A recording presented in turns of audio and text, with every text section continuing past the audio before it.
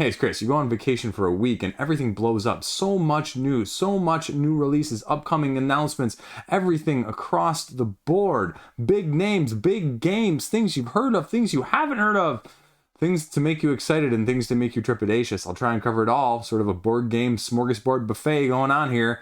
And we'll see what we can do. First up, you knew it was coming. I talked about it previously. The Awaken Realms. What did they actually announce? Well, let's talk about that here for a second because there were a couple surprises, a couple, well, things that we weren't expecting in addition. One, the biggest one. This is going to be already my most anticipated now crowdfunding game of 2024, and that's Grimcoven. Now, the thing I'll say, this is probably the thing that caused me not to back Dante's Inferno. Dante's Inferno from CGS Games looked like a fantastic concept. The boss battling, the terrain usage, the pedigree to go off of Chronicles of Drunagor. But when I look at that, and I go, okay, I want the Aeon Trespass Odyssey and Kingdom Death Monster boss battling experience. I don't want the, minutia, upkeep, everything back and forth in between, and Dante's Inferno has that. Again, Aeon Trespass Odyssey, Kingdom Death Monster. There's only so much of that I can do. There's only so much of that I can handle. I can't leave it out. I can't do it individually. Sort of like with Druid City Games, they were going to try and offer us more of the boss battling with Bloodstone. That ultimately has not come back yet to crowdfunding. And Townsfolk Tussle, people say, well, it's too light. It's the light version of both those games. Now, Awaken Realms has said, you know what? Skip the narrative, chuck the campaign-ish. You just want a dark boss battler? We're going to give it to you in Grimcoven. And so that's why it is now my new number one anticipated crowdfunding game of 2024, right? Awaken Realms. Call me, baby. So that's the most interesting one in a nutshell. Multiple arenas, bosses, elites, some adventuring. Okay, scripted campaign. Nope, they threw that out the window. We're going 2 to 3 hour gameplay sessions of boss battling, unique gameplay challenges. Is it going to be sort of more like Primal the Awakening with the individual bosses there? Again, what's going to be the different combo system that you're going to build up, use your talents, grow your asymmetry with your characters on? Is it going to be more like a Monster Hunter? They say if you grow or gather too much lament, you turn into one of the beasts and hunt your fellow hunters. So, I don't know. This is my type of thing, though. If you can give me a one-off of something like this, only with pure boss battling, right? Yeah, there's a reason this is well thought of. It's not the most complicated game, but it gives you that feeling like nothing else maybe does, especially from this mid-er or slightly heavier boss battling weight side of things. The Aeon Trespass Odyssey just slimmed down, sort of on Weight Watchers, if you will. So that was clearly above and beyond number one for me, above all else, right? In case that wasn't clear. Lands of Evershade, though. They're trying to dive into the RPG. We saw this with the story RPG dice that they'd done previously. They actually just randomly sent me a copy of that, so I'll talk about that in another video.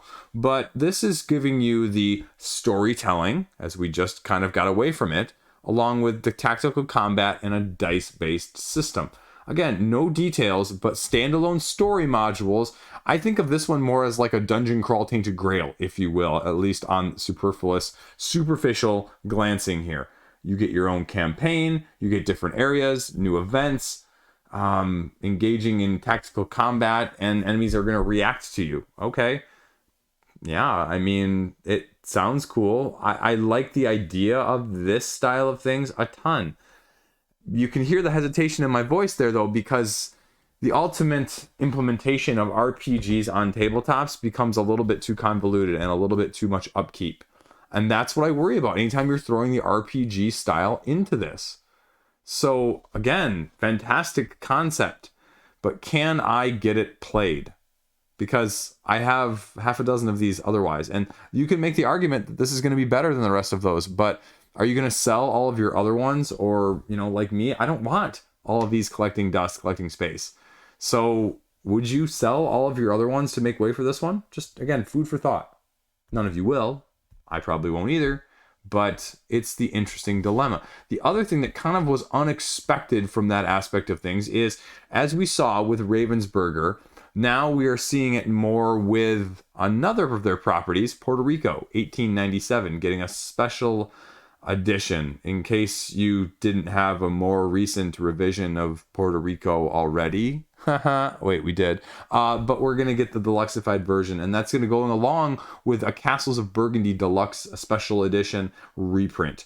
So in case you missed out on some of those hexes, I'll make the argument that that playmat is super nice. Those hexes are incredibly nice. The miniatures are not nearly as necessary. And so if you're diving into Castles of Burgundy, go pick up with a $20 box on the secondary market. But if you love it, sure. But again, that was my big criticism in my review, was it is a burden to bear in the sense of setup, teardown, and stuff. Fantastic game. Absolutely fantastic game. But you got to ask yourself, do you have the ability to utilize those deluxeifications to their greatest extent? And with Puerto Rico here, it's going to be no less. 2 to 5 player classic, getting your different roles, and building your wealth and reputation by building your city, gathering goods, and governing the island. So, again, truth be told here, haven't actually played the original. Was one of those that just never really appealed to me whatsoever. I'd probably like it, just like Castles of Burgundy, right? But it just hasn't crossed paths with me so far. And so we'll see what it has going in store for us. Now, there also is a little bit of a Awaken Realms family style game called World in Progress that's listed on Board Game Geek. It's a family game with closed drafting and tile placement. I'll leave it at that, but I'll throw in a picture or two here so you can kind of see. Now, what else is freaking going on? I mean, the other big things that were like literally just announced this past week is we now have a new expansion for 2 huge name games. One, new Mage Knight expansion, the Apocalypse Dragon, right? It's actually by the designer of the previous 2 expansions. So in case you were worried about some mixing and matching there, don't be. Now, in case you're like me and you've got your Mage Knight Ultimate Edition sitting down next to you when you're filming, the real question is going to be, are you really going to desire it? Do you really want it? Do you want more awesome adventuring, combo clashing, advanced tactics and maneuvering powers to go along with this game? Yeah, your answer is yes, because this is widely regarded by many people as the best, or perhaps the second best solo game ever behind Spirit Island, depending on which, thematic incorporation you prefer.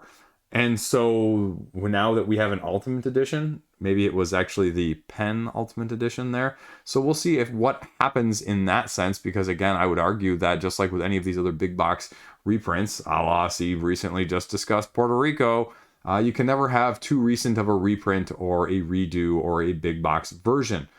Do you want to know more? Well, Paul Grogan is actually interviewing the designer prior to me filming this, so you can go check that out on his YouTube channel that should be live and available at the time of you guys viewing this. Questioning over on the Board Game Geek forums whether this is going to be like a campaign mode expansion, more spells, what's going to be available? Regardless, despite people debating about whether or not they would want a campaign expansion, it's going to be more of a good thing. And again, with any of these expansions, you really have to ask yourself, how much of a good thing can you have? There is too much of a good thing. Food-wise, hobby-wise, interest-wise, Star Wars Unlimited-wise, I am debating about buying that. That's going to be an end of the video topic conversation. We'll get there if you stay tuned with me. So, would you go in on this? If you're a Mage Knight Ultimate, you're a Mage Knight aficionado, it's one of your favorite games, you love it, or you just really like it, would you get more? Yeah, I mean, it's going to be one of those for a lot of people where they have it all. It's, a Bullet for me, a Spirit Island for me, one of those in those lines. So we'll kind of see what we've got in store, and hopefully Paul can shed a little bit more light on that as well. The other big new expansion announcement is the formal announcement, I guess, from Restoration Games, the other referred to previously upcoming expansion of Unmatched. And now this has an official title called Slings and Arrows. The pen is mightier than the sword, Trebek. But you're getting Shakespeare with 3 of the Wondrous characters, the Wayward Sisters, Hamlet, and Titania. So does that intrigue you? I mean, I don't really know. It's been a long time since I've done my Shakespeare, folks. But the people who are Unmatched are, fully matched in on it. They're all in. And so do you need more of this? I actually like the art cover. I like the coloring scheme of this. I've been trying to decide which expansion to pick up. I think I'm going to pick up Sun's Origin next. I've been really hemming and hawing about that one. I almost picked it up prior to the vacation. But we'll see. Pre-orders are available right now if you actually go over to Restoration Games' website. So give that a heavy look-see. Speaking of IPs, though, we're going to go away from a really old one and go to a more recent one with the video game port of Mass Effect. And we've had a couple imitators and potentially duplicators over the last, I'd say 1 to 2 years on crowdfunding. But now we're going to be actually having an officially licensed Mass Effect board game. And 2007, BioWare, Trilogy, and now it's coming under the Tabletop banner. The tricky sticking point is you played this game, for the action combat system, but you also probably played it for the campaign and the narrative adventures and actions to go along with it. And this says for 1 to 4 players, you're going to experience as a group a narrative-driven campaign to explore different storylines, outcomes, depending on your choices. You can upgrade your abilities for your players as you gain experience points and unlock powers through loyalty missions. Same thing with equipment and weapons, and it's going to be from Modiphius. So it's also going to be with Eric Lang. I think then that this gives it a relatively good pedigree. Lang does good stuff. You may not like all of his stuff, but he puts out a very, very, very solid game in the first place. And so I'll be lying to you if I told you that I wasn't going to be watching it, but I have no attachment to Mass Effect. I never got into the video game, never really had a huge interest there, and so this one probably doesn't have a whole lot more interest from me from that side of things either way. And this is a tricky point. I didn't see any information, but I would assume that Modiphius is going to actually bring this to crowdfunding, as several of their other more recent, as well as their previous IP of the Elder Scrolls did as well. And then let's go back over to, and because Renegade Studios is now ordering us, or pre-ordering, or allowing you to pre-order, I should say, more Heroscape. So the Heroscape pre-orders are actually available on their website, and they have 3 different available options at this point. Your Battle Box, your Master Set, and your Terrain Pack, sometime in 2024. And they're going to be giving you names for all of those as well. I'm not going to go into that. Standard edition, though, is going to be your Battle Box, unpainted miniatures with a paint wash available. It's going to be offering 6 key figures, a bunch of terrain, 4 scenarios, and then a painted premium version as well. That's for the 20th anniversary with pre-painted miniatures. The second reveal is going to be more of your terrain with jungle trees and Heroscape terrain system. And then also then the standard edition, which again can come both pre-painted as well as unwashed and uncolored. If you pre-order, you get an extra little hero promo. Take it if you will. They're also talking about organized play, and you can check out the news and see if you want to fill out a survey if that interests you. Wasn't a big fan of Heroscape, never really got into it. I covered the other Heroscape-esque game as well earlier this year on crowdfunding, or last year on crowdfunding. And so we'll see, what does this do? How well does this do for Renegade? Because it's a very, very well-known IP. And again, speaking of nostalgia purposes, has a very strong backing from that aspect of things. Let's stay with pre-orders, though, because Capstone just picked up Pagan Fate of Roanoke, the game that is being most described, most akin to Netrunner and their ilk, for System Gateway from Nisai. The people that are still putting out content on a new basis for that every single month-ish. Every couple months. I don't know, whatever it is. But Pagan Fate of Roanoke is actually getting a retail release then. So that's really good. Wormgold was the previous company that put it out on crowdfunding now twice.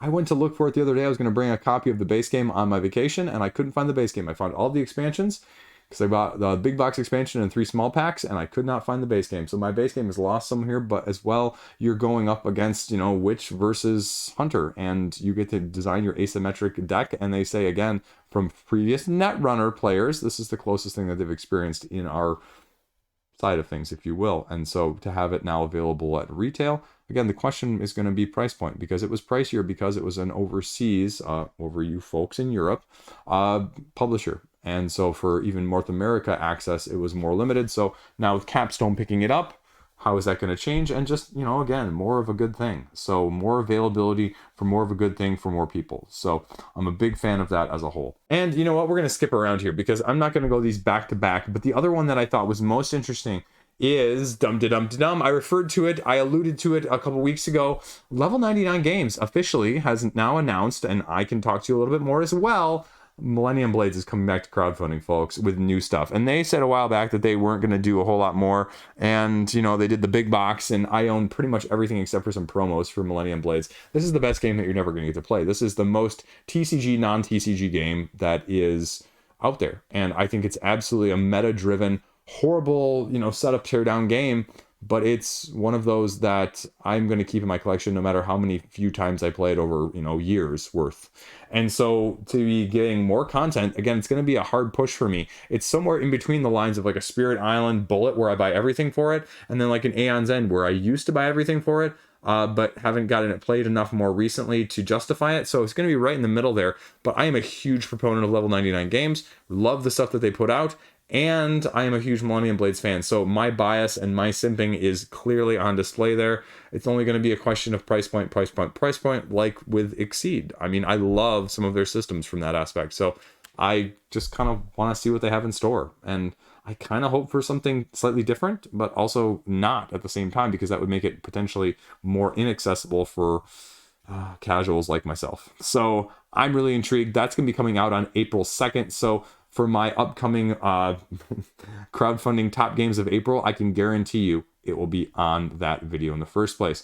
Then we also have a couple other projects. For Shuffle, one of the lighter games of 2023 that got more acclaim, is actually getting an Alpine expansion as well. What is this actually going to offer you? Well, just more cards, 36 more multifunctional cards, 2 new tree species, and giving a new twist to the base game rules in and of itself.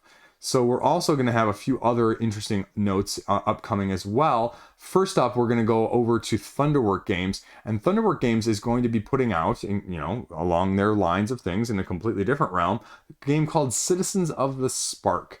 Recruit strong animals and brilliant animal citizens to your city in sort of a tableau set collection asymmetric use sort of way. Sort of gives me the other one from Snowdale Design, Dale of Merchants vibes, only a little bit lighter and a little bit more drafting, where you have a variable setup. You take turns attracting citizens, taking the actions, and claiming sparks, because each citizen card has a specific type that the more powerful their actions become, the more you have of them.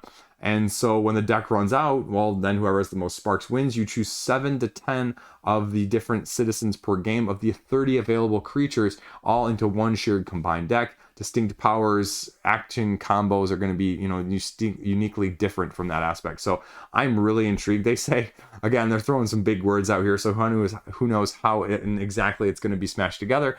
But they say combination of Smash Up, Wingspan, Everdell, and Dominion. I mean, yeah, I mean, though they're throwing some keywords out there with some anthropomorphic situational citizens, but I'm really kind of excited by this as another light style game under an hour to play.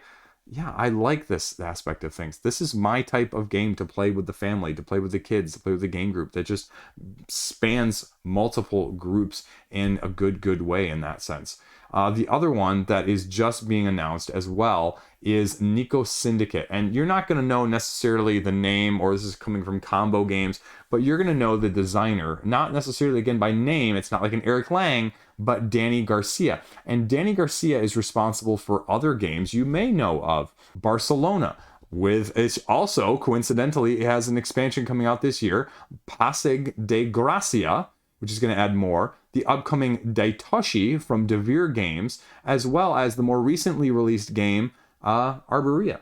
So if those don't excite you, well, you should be, and there's a little bit of everything there. But this is going to be a Sushi Smuggling, cat-based, 30-minute or less tableau building game. Right? There's a lot of key words there, but cat smuggling sushi, I'm in. Theme alone has got me. Thinky fillers, what they're going for. Innovative tableau building mechanic where cards are both the actions and the goals. Fast setup, simultaneous play. Ooh, simultaneous play, I like that. Low interaction and brain burning in less than 30 minutes. Now, whenever the idea of a thinky filler comes to mind, I always think of Factory Funner, how deceptively heavy that game actually is for the listed playtime. And so I would love something like this. I think this looks absolutely fantastic, and I'm interested to see. And with a pedigree like that, now I know people were split on Barcelona. Some thought it was one of the best Euro games of 2023. Some just thought it was meh, but it's getting an expansion already, folks. And if it's getting an expansion, that means people really did, you know, do it from this side of things. And Arborea, I think, is relatively well thought of as, one of the better ones of the year as well. So give me something lighter from the same designer who's shown that they can put out some good stuff pedigree-wise. Yeah, it's on my wish list again. So there you go. Now, there's no date or time frame for some of this stuff, and so some of this is just pure speculative, and you can put it on your wish list like I do over on Board Game Geek. Then we're going to go brand spanking new next, because there's not even a Board Game Geek entry for the Ziggurat. The Ziggurat. Chris, why are you talking about the Ziggurat? What the heck does that mean? Well, the only thing that you need to know right now is it's going to be an upcoming campaign lighter style legacy game from a couple people, again, design-wise, Daviau and Leacock. They're back at it, and they're bringing you something a little bit lighter with a campaign style game. If that doesn't intrigue you, again, just from a pedigree standpoint, I don't know what's going to. But as I said with my review of Divinus, legacy games, you really got to have the right group dynamic and people. And so they are one of those things I think people love the idea of more so than almost anything else in the hobby, but the actuality of it is not anywhere near the same. So I'll just leave it short and sweet with that point. Now, speaking of Mr. Lang, who we just referred to now twice in this video, let's go for a third time, the trifecta. He is putting out a game with Hasbro, and you wouldn't normally put those two together, but it was on the hotness as well, so we'll, dual cover it there. Life in Reterra. Building communities, finding relics, and populating buildings with inhabitants. It's a rebuilding game where you're building the community, and you get one of 3 themed building sets and build your own with the use of 5 cards that are associated with tiles for each card. So you just fill in squares. Land tiles are divided into by 2x2s with 5 types of terrain, and you just choose your tile from the display, add it to your community, and, 4 tiles per side. So it gives me a little bit, again, very similar to Divinus vibe. You get the 16 total squares, and then you earn points based on the terrain and the 7 spaces, including energy sources that you're going to be sort of managing. And again, I'm kind of intrigued by it. Show me something lighter. I'm okay with whoever it comes out through, because I trust the pedigree. Is it going to be for me? Is it going to be too light? Is it going to be not different enough? Those are the things you got to ask yourself. But when we get more details, I'm going to be more really intrigued, because again, it may not be for you, but it's for somebody. If it wasn't going to make some cash, I don't think they'd do it. Now, this other one is actually getting buried way further back in the video than I was expecting, and this is a remake of a Marc Andre game. Now, Marc Andre, again, we're talking about many publishers that you recognize in their games and always the names, but that's the guy who did Splendor, right? And say what you will about Splendor, but Splendor is one of the best games out there because it was a great way of introducing my kids to color matching, to sort of a slight engine build, to just counting in general, and it's just kind of nice, relaxing, if you will, if you like that sort of thing. It's a great gateway game, if nothing else. And so Majesty for the Realm was a one that was similarly put out, and now apparently, some mixing and matching of licensor and that sort of thing, we're getting a slightly more pretty version of it called Middle Ages, again coming out from Studio H sometime later this year. And so there's not a whole lot of details about what the different mechanics are going to be of this tableau set collection drafting style game. But if it's anything like that, or they can improve upon it, or people are clamoring maybe just a slight mini expansion for Majesty in the first place, if it can do any or all of those things, yeah, interested, boom, in, kids, family, wife, all over it. So again, this one would be much higher if this wasn't such a strong week in the first place. And this one is also hitting my wish list, because why not, right? Oh, and by the way, did you hear from Avalon Hill that Talisman, the Magical Quest game, is getting a 5th edition? Did you know there were 4 editions already? Well, you're getting a 5th edition, epic adventuring, first to obtain the Talisman and reaching the Crown of Command in the center of the board and defeating the Elder Dragon to win. What else do you need to know? Haha, just kidding. It's only being released in July.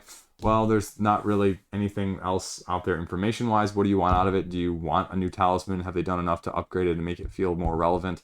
Is it going to be a little bit more nuanced than the previous editions? Or if you already own the previous editions, is it actually going to be worth getting and picking up in the first place?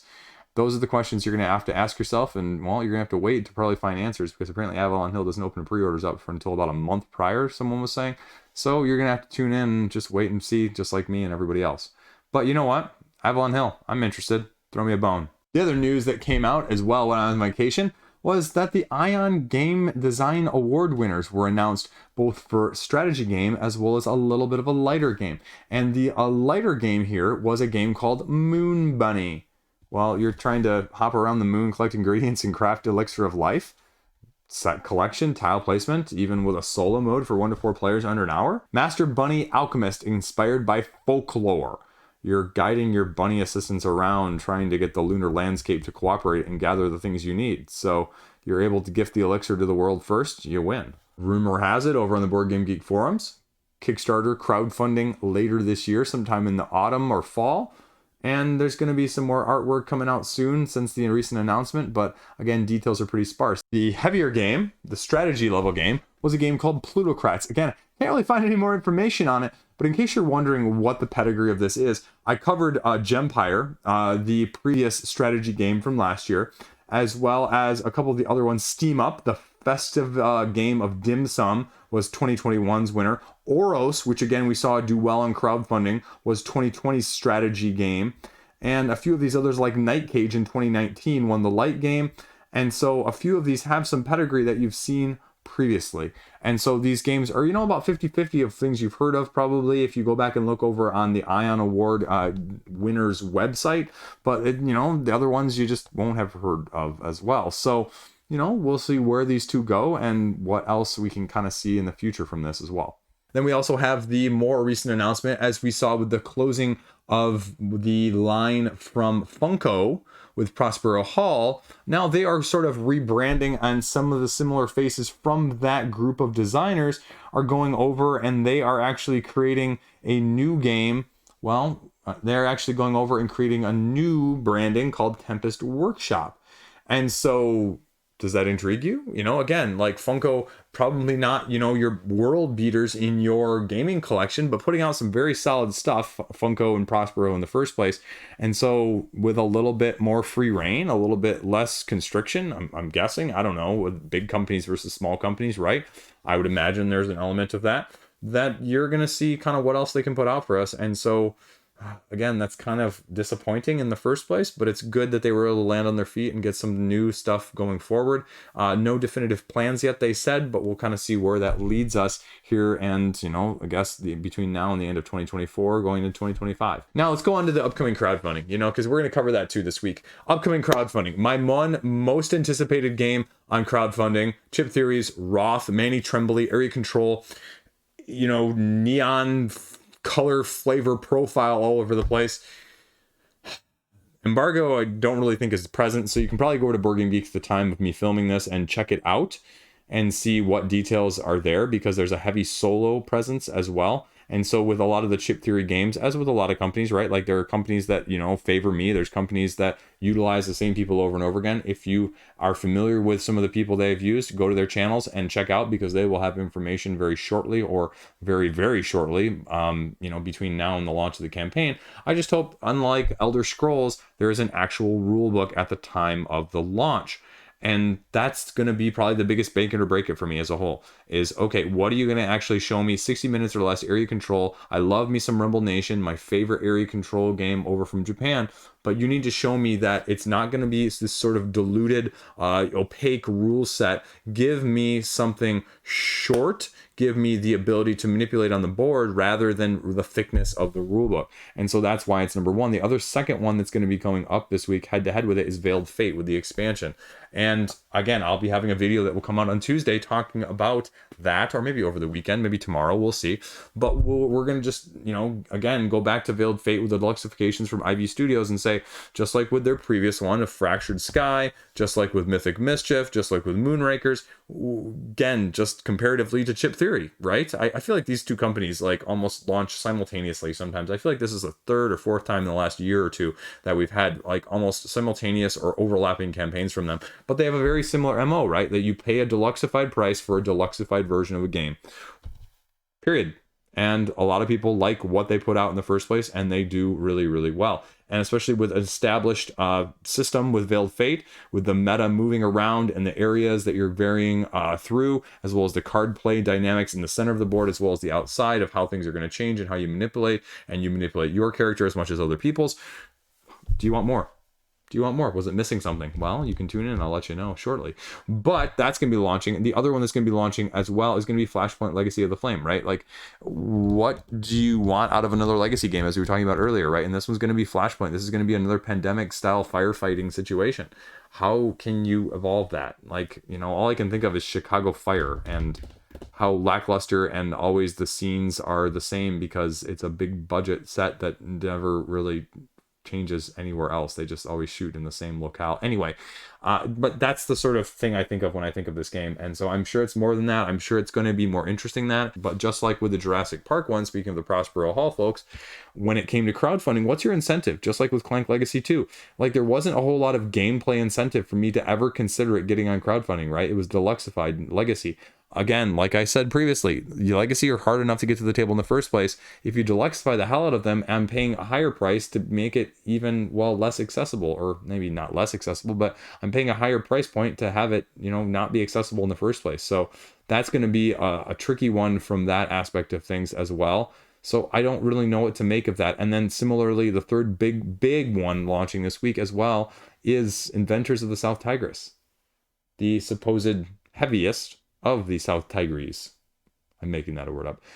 But you know what I'm saying, right? This is the heaviest of the three. If you were a fan of the first two, how different is it going to be? All the Garfield junkies, just again, like with the Chip Theories, like with IB Studios, there's a very similar overlap. If you got one of their games, I mean, we see a lot of junkies that just go for, you know, company after company after company, and they stick with that one, right? Just like with Stonemaier Champions that I said the other week.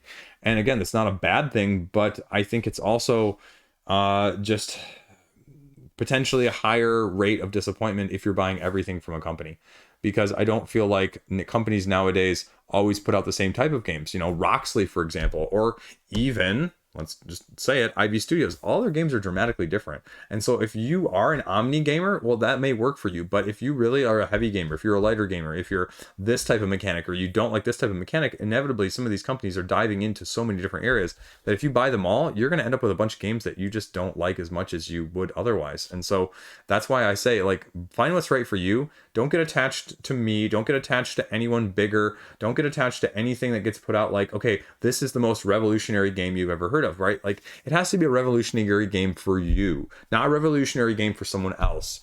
And so don't ever confuse the two as, you know, that sort of thing, because otherwise you end up buying a lot more games based on someone else's experiences.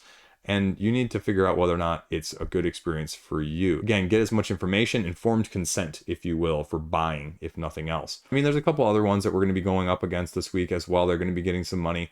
Super Boss Monster. We also have the Baseball 2045 Bases Loaded Edition, super deluxified, all the content, a bunch of stuff going along with that one as well that's launching. And so we'll kind of see what that does, and one or two others I'm sure that will be all over the place getting some funding as well. But those are the big three, and Monsters sort of potentially tying up your wallet for this week before the other big ones hit as well towards the end of the month in addition. So we'll kind of go from there and we'll see. But again, there's going to be small smatterings each week here that are going to be potentially tempting. So just buyer beware more than anything else.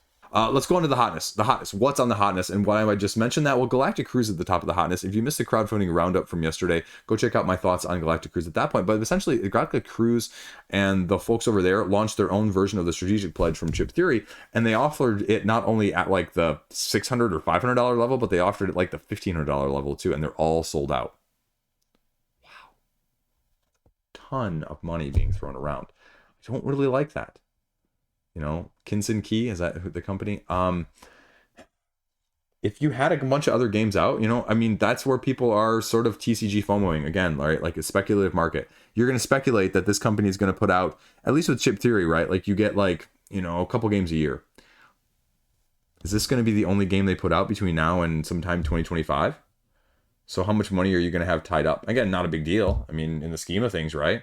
Especially if they put out 4 or 5 more games that you love. But you also have to know what other games they're going to put out. Are they going to be more like a Chip Theory, which puts out a very similar profile, except for, you know, previously mentioned Wroth?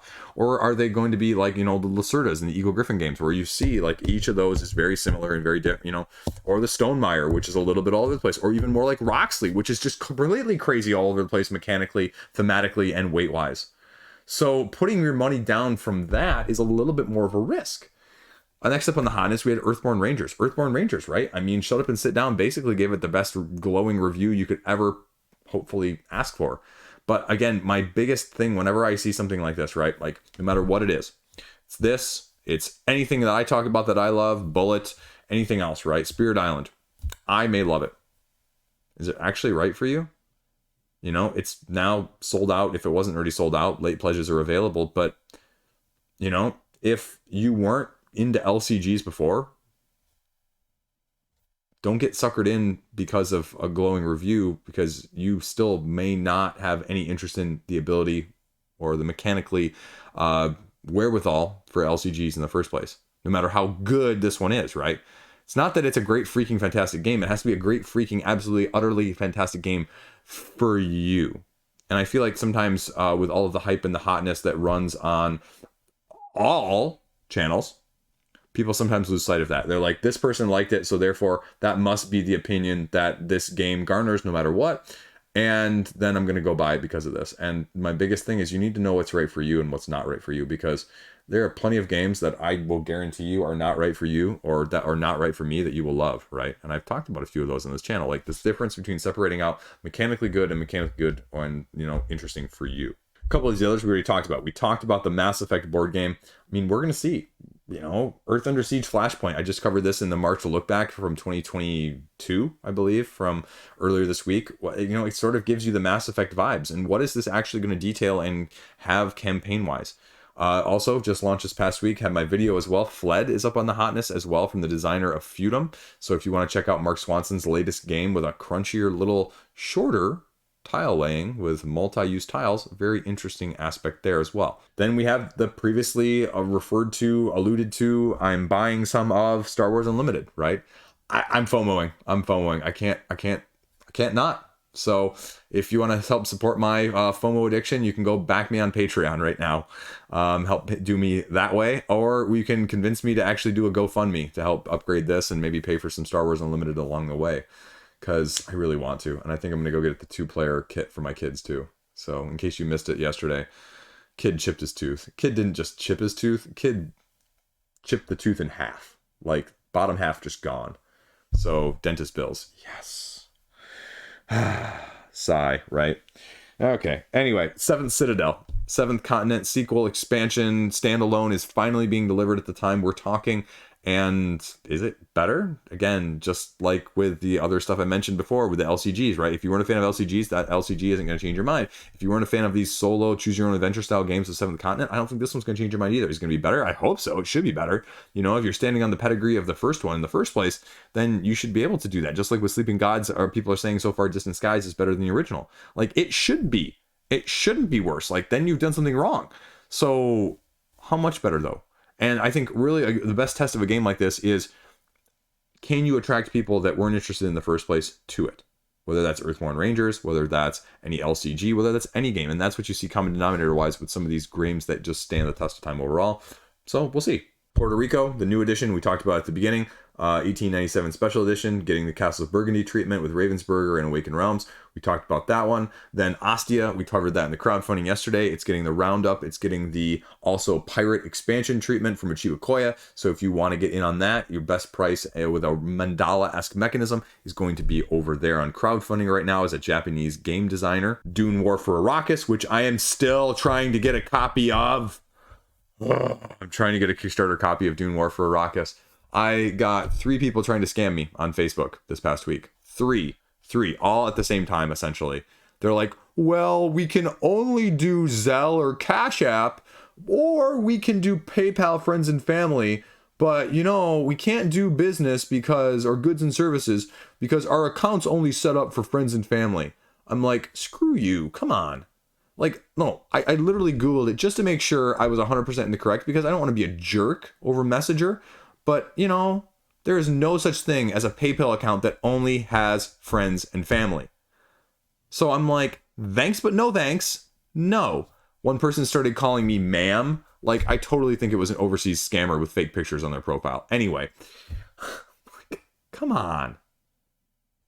Interesting, like no one's really getting rid of it on the secondary market. Or actually, they are getting rid of it. They're just charging like 2.5 times their pledge value or their pledge cost, which, you know, you want to make a little money, but that's just freaking ridiculous. Last up, Veil of Eternity. I'll have a review out in the near future of that one because, spoilers, got a copy of that from retail.